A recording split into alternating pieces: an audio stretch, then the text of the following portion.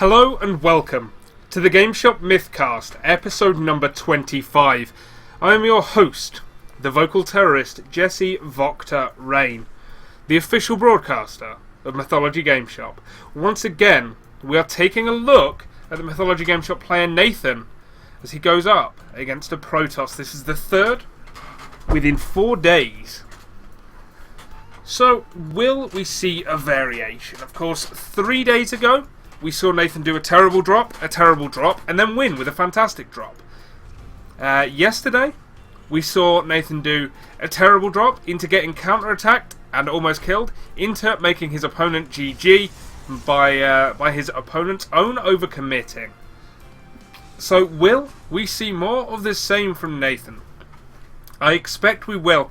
His TVP seems to be very one-note, very one-dimensional at this point, which is a shame, because his other play is very, very exciting. But I expect we'll see a barracks opening, we'll get a gas behind it, we'll get a Reaper out, we'll go factory, starport, medevac. Obviously he'll expand around this time. Reaper expand into factory, into starport, into one medevac, push with the one medevac, try and drop a Widow Mine and some Marines up into the main while simultaneously pushing at the front. That is very much Nathan's style. We can already see that gas going down. So Nathan's TVP is very dependent on how his opponent plays. And lately, we've seen his opponents playing quite well. Nathan's he's been doing well to pull wins in the previous 2 replays. So we'll have to see whether or not we see a similar scenario, or if Nathan has updated his Terran vs Protoss style.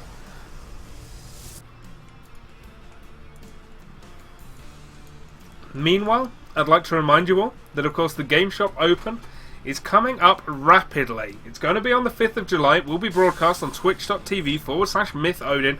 But if you're a Diamond player or up, you get yourself involved. We have a €75 prize pool. And that is going to be one hell of a big thing. We've got Complexity's QXC already lined up. It's going to be commentated on by myself and the wonderful Belle Noire of Belle Noire TV fame. And the guy who's doing all this awesome Cast My Game stuff, the guy who flew out to work alongside Maddles for the Dutch StarCraft League offline finals. You know, this is a guy who has done a lot of good work lately, and I'm overjoyed to be working with him again in the near future. Now we're seeing a Protoss once again get this 2 gas, but it looks like he still wants to expand behind it, so just a slightly more gas heavy opening. Playing it, I feel a bit better than Randy Savage did yesterday. And we're seeing Nathan do his lovely expand and then put a factory down. Shocking, absolutely no one in the process. Now, good use of the Reaper here to try and delay that expansion, but he loses the Reaper for the first time in the 3 replays we've watched. Nathan has lost the Reaper. Expansion goes down, and we'll have to wait and see what tech will follow it. Will we see Robo like we saw in the last game? Or are we looking at a more Stargate? Are we looking Twilight into maybe High Templar, Dark Templar? Again, so many ways for Protoss to go. Nathan, meanwhile, throwing down the bunker, getting some Marines out to defend. The factory will start producing Widow Mines, and it's going to be a Stargate. Okay, so another different response from a Protoss opponent to this kind of build that Nathan does. When I say response, of course, Pillowpants knows nothing about what Nathan is up to. This is entirely a blind build from him, and that's really, just something he's comfortable with. Meanwhile, this may as well be a blind build from Nathan, because it seems like it doesn't matter what he scouts. This is what he's doing. This is his goal. Now, forgive me a second, because we do have some build-up left. I definitely need to get another drink. I've been casting a lot today, and it's important to stay hydrated. And by hydrated, I mean to drink a lot of the GameShop POW energy drink. Yeah. POW! So that's enough messing about. There's going to be an Oracle. I'm in a really good, funny mood today. Don't know if you guys have noticed, over the past few replays, I've been kind of silly. And I mostly blame the fact that I've worked 7 days in a row leading up to this point, and now I need to blow off some steam. And I intend to do that by being hilarious, even if it's only hilarious to myself. First medevacs on the way, and what this means is, all of this army is going to be very poorly positioned to deal with the Oracle. As it flies into this mineral line, as we can see, there is no missile turrets. In fact, there's no engineering bay. There's nothing remotely available to deal with this Oracle right now. There's no widow mine up here. All of Nathan's army is moving out, and this Oracle is about to get roughly 1,000,000% kills. So Nathan's army being forced to pull back here, already up to 6 kills, going to get a 7th there. And he's actually going to be able to skip past these widow mines and start to hit the back of this mineral line. Will he get a few SCVs? Yes, he will. Before Nathan can get in and shut this down. We will see the Oracle escape from the looks of it. Yep. And that's 9 kills already. As we see, 9 workers killed, 10 units in total. 4 Pillowpants. And as we look, 44 probes to 28 SCVs. So very well played by his opponent. Nathan very much caught out with the timing of that push. Not having scouted the Stargate, having lost his Reaper early on, and look at this from his opponent, so good. Getting a second observer out, always wise to do. Throwing down some extra gateways, throwing down the robo base, we can start to get Colossus out. He knows the one thing he's going to have to do now is hold this push. Because this is going to be the real problem. Where did that Oracle go? Okay, the Oracle's hanging out at the bottom of the map. Going to go back into the main hit. Now the Widow Mine is getting ready to burrow, and I think, yeah, it's going to get there more than enough in time. So that Oracle harass will be shut down. But Nathan with only the 1 medevac here, so there's definitely potential for a good photon overcharge, for enough units to come out as these gateways are finishing and shut this down. Here we go. Those sentries are not being used effectively though. Pillowpants in fact loses all 3 of his sentries without a force field or guardian shield between them. A lot of units now being warped in the main, but it's very, very late. The photon overcharge used well, but not enough damage done there. And Nathan now going to hit a very, very strong attack here, taking down a lot of these workers. Wow, look at that! What the hell? I've literally never seen that happen before. That is a blossoming of probes. But he's evened up pretty much that workers killed count. Although there is still a huge advantage for Pillow in the future. So Pillow, despite holding that terribly, he has managed to hold it. He has... wow. My accent managed to change partway through that sentence and then change back again. He has managed to hold it. But he has got this Colossus out. He's got the Oracle to help him out as well. He needs to get in there though. Now losing the Mothership core was a pain for him. Nathan has to be careful here. You do not want to lose that medevac full of units. Okay, he's going to have to be careful if he ever wants to drop that in again, because we see the medevac is at 18 health right now. Just 2 Stalkers are enough to kill that off before it can even drop any units. Meanwhile, Nathan is just shoring up at home. He's getting a little bit scared. He does have that 3rd orbital command down, although not planted at a 3rd base. Pillowpants is putting down a Nexus at his 3rd base. And we're seeing a Protoss respond appropriately to this. The appropriate response is, well, I don't have enough army to go and attack, so I'm going to expand. And I'm just going to make sure that I hold off your drops in the future. Good use of the Observer over here. He's got this Stargate. Would not at all mind seeing him just pop a couple of Phoenixes out. Pop one up here. And one up here to start harassing the medevacs as they come past, just to continue to be annoying. We've got a Viking also looking for the warp prisms or any future Stargate based attacks, because of course Nathan still has to be worried about oracles being used. Meanwhile, 1-1 on the way for both players, slightly ahead I would say for Pillowpants, especially with the ability to chrono boost. Right now using it on these Colossus. Now going up to 4 Colossus, which suggests a bit more of a committal to it. Right now only 2 Vikings for Nathan, so that's fine. But there are more making. Currently 1 at a time interspersed with medevac, so eventually these Colossus are not going to be as effective. And I like this. A move out into the Twilight Council obviously will allow him to get +2/+2, but also will allow him to switch into that all-important Templar tech, which is really where Protoss players want to go once you start to hit the end of the mid game and move on into the late game. Newkirk Precinct, very interesting map. Since they removed the Zelnaga watchtowers, that used to be... Did they add this in? Is this new? Yeah, I'm sure this used to be a gap. Well, anyway, there used to be a Zelnaga watchtower like here-ish. And one up here. But now there's a lot more in terms of attack paths, and I like the map a lot better since then. Wow, I only just realised that this must have been... that this never used to be here. My brain. It is a brain. It doesn't work, but it's a brain. Anyway, we've got missile turrets going down for Nathan, and mostly this is for detection in case of DTs. Of course, it's going to be HTs instead. It's weird, we call them DTs, but no one calls them HTs. They're always High Templar. And a lot more gateways. Now, there's a lot of Colossus here. That's 5 Colossus currently made. With 5 Vikings out, they're still going to do some a fair amount of damage, especially if you can get the Stalkers underneath those Vikings to start to pick them off as well. His third base is fully functioning, as is Nathan's.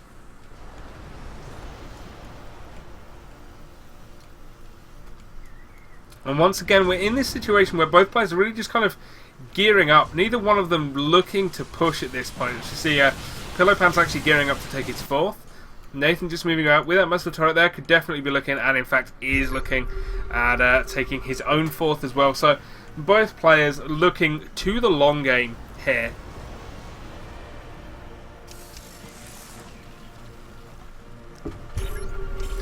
I don't mind that at all. I think looking to the long game here is very appropriate. Thankfully, Nathan getting a Ghost Academy, which is one of his major flaws in late game TVP, is how little he actually does that. Now, he's going to attempt to push into this base. Unfortunately for him, Observer has completely spotted him, so Pillowpants is aware that this attack is coming in. Good stim, though. Unfortunately, his unit's grouping up there. Oh! Nearly catches with that storm. One storm right on top of that would have pretty much ended that engagement there and then. As it is, Nathan now going to have to be careful how he engages this. Initially, he split well into a concave, but then the way he attacked with his units made them all rally up into that small clump that we see here now. And that's the problem, because that small clump is exactly the size of one Psystorm. So literally one Psystorm would hit his entire army, and that's not what you need. And when you're operating on so few medevacs like this, the last thing you need is High Templars hitting those feedbacks. And oh my god, Stalkers with Blink, they can blink! They blink right under the medevacs. They are going to get 2 medevacs for free!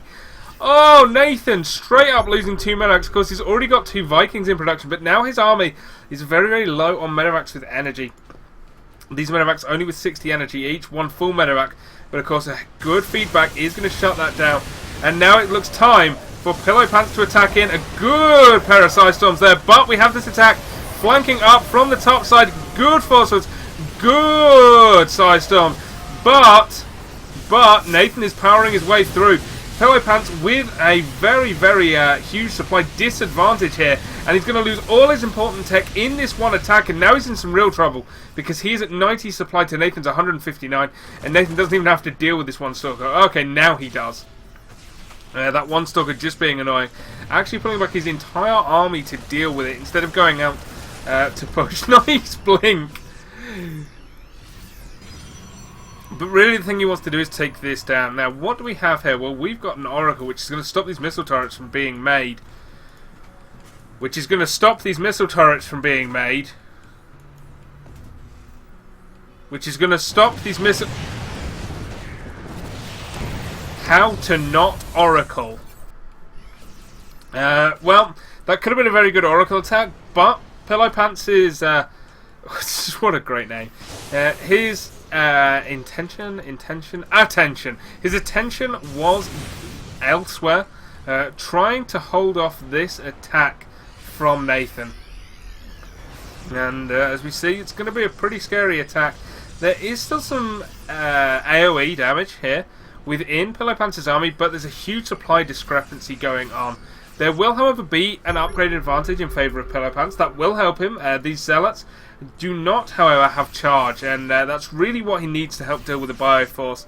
You can see no 4th up here. The 4th is, in fact, down here being made. The better position, I think, for Pillowpants. And Nathan says, you know what? I don't want any part of this. Now, the one thing for me, has he actually checked? No, he hasn't checked that 4th location, and that really bugs me. I really feel like that's one thing he should have done. Because he may be operating on the assumption that his opponent is now on 3 bases instead of 4, which I do not like. That's the last thing you want. His opponent now working on the shield upgrades and the charge. The shield upgrades are not going to mean too much when they get hit with EMP. We've got a second Robo coming out. Looks like he wants to start really busting out Colossus rather than too many High Templar. And with Ghost on the way, makes sense. Got a nice mix of army here. Did he just kill his own... Wow. Killing his own units to make more ghosts. Truly, this is a first from Nathan. Actually sacrificing units to make ghosts of all things. And I'm not saying that's a bad idea, it's a wonderful idea. However, this is Nathan we're talking about. Great Envision there! He was going to lose that Oracle, so instead gets a full Envision off on that army. And since he's moving out, it seems like, well, the best time to do that. He's going to know the exact position of this army for a very, very long time. That Envision lasts ages. Such a good move there by Pillowpants. And now they're at equal supply. Pillowpants has a very strong army. He's got a lot of AoE damage in this. He's got a lot of Colossus. He's got plenty of these High Templars. And once they use up their energy, have no doubt they will be morphed into Archons. But we do have the Ghost to deal with, and that's what it's going to come down to. Do the Ghosts? Yes, the Ghosts have personal cloaking. So they could potentially move off to the side, try and catch these with an EMP or some dedicated snipes. There is an Observer in there, however, so he's going to have to be careful how he engages. And this is where it all comes down to. Here we go, one huge engagement here. Zealots charging and getting a lot of good bio kills. Great storms on that side. Good snipes going down, though, and a lot of High Templars lost there. And in fact, nearly all the AoE is gone. At this point, there is just, in fact, no High Templars left. Only Stalkers. However, the Stalkers and Zealots are tearing through this army at this point. Nathan dealing very well with that area of effect damage, but now struggling to deal with simply the ground forces. He's getting out as many units as he can. He has a lot of production going for him, but he will lose all the workers at this third base. At this point, not so worried about that. He has a large bank. It's just all about surviving at this point. That's what this is for. Needs the EMP. One EMP with this Ghost, taking out a lot of those shields, could have been incredibly effective, especially as well against the Zealots, always a possibility. As it is, he's trying to use a very small army to deal with still quite an effective one, with Blink doing a lot more and more Zealots coming in from behind. And it looks like Nathan will eventually hold this off, but damn, this is such good control by Pillowpants, managing to do as much damage as possible with this, but Nathan is continuing on that supply. However, you can see his mineral income so low at this point. Finally, these Stalkers will surely be taken out.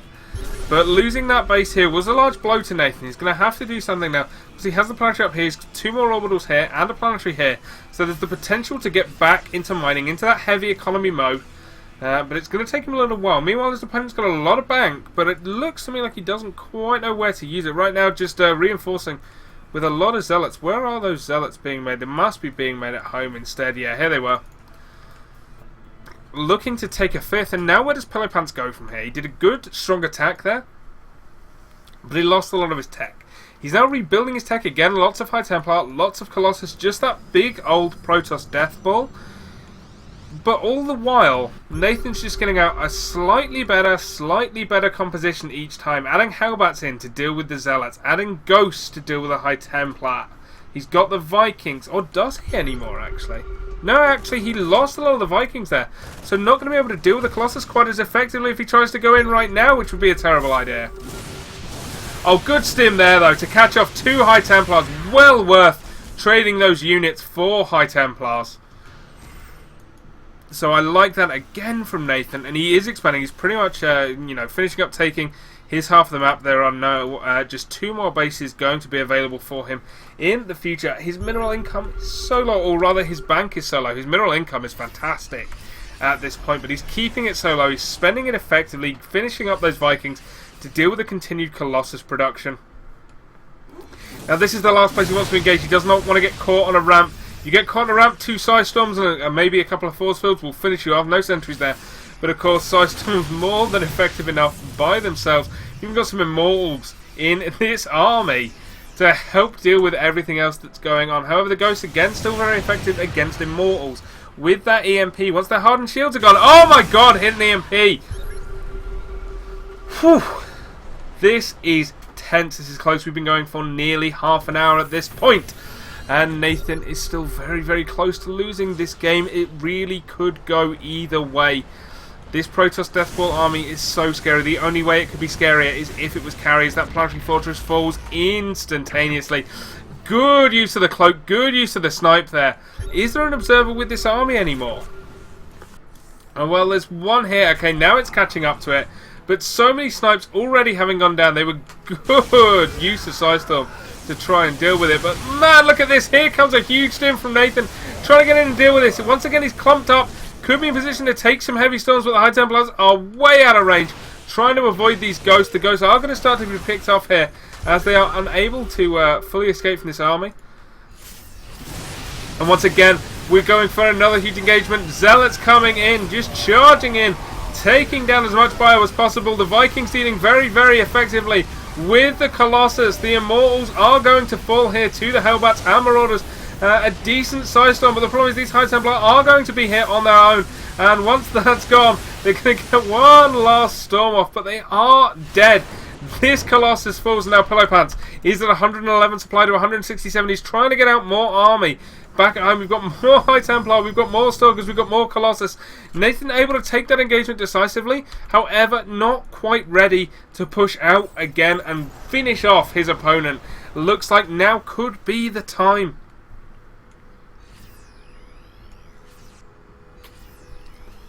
My voice, it is being destroyed from solo casting, and I do not care because this game is awesome. Oh, wonderful wall of Psystorms there from the Protoss player. Nathan's supply does drop drastically, however he still has a lot of supply. These Colossus will fall instantly. Really think it was not worth continuing to invest in those Colossus after that many Vikings out. Some good EMPs going down as well, and it looks to me as if Nathan finally has enough to push through here to finish his opponent. There's only a small army left, but his opponent only has 79 supply. This base will fall without a doubt. Needs to pull those medevacs back though. And with this base going down, he's going to find himself in a bit of a tougher position.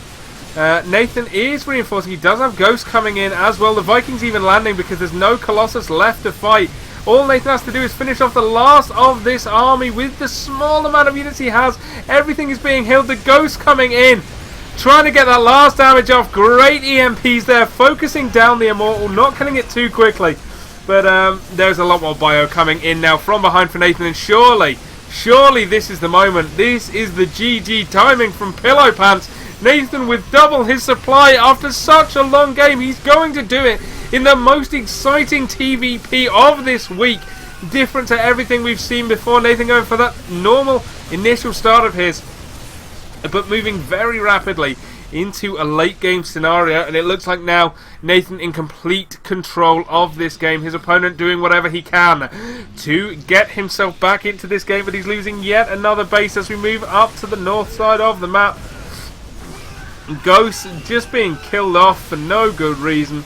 But it doesn't matter because another Nexus is falling and the gas income is lowering and lowering all the time. And without the gas income, without the mineral income, there's just nothing left for Pillowpants to do here. He cannot afford to remake these units. So we can see his production tab is empty, whereas Nathan's continuing to create this bio army. And INTrv's Pillowpants is forced to leave the game at 33 minutes. Wow!